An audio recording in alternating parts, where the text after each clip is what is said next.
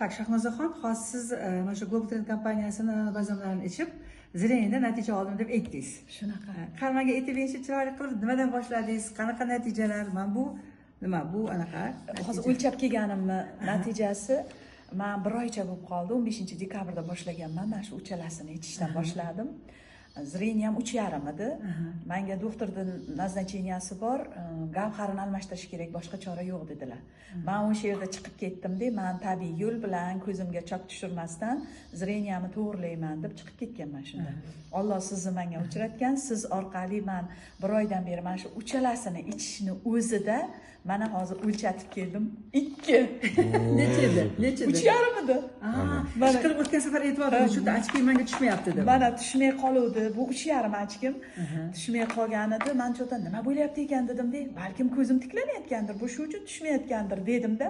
Bugun ertalab bordim-da, optikada o'lchatdim. Oldiniga zreniyani aytmadilar, necha qo'yayotganlarni ko'zimga. Keyin oxirida necha tushdi ko'zimga desam, 2 dedilar. Men даже 2,5 ni kutuvdim o'zimcha. 2 desalar, shunaqa xursand bo'lib ketdim.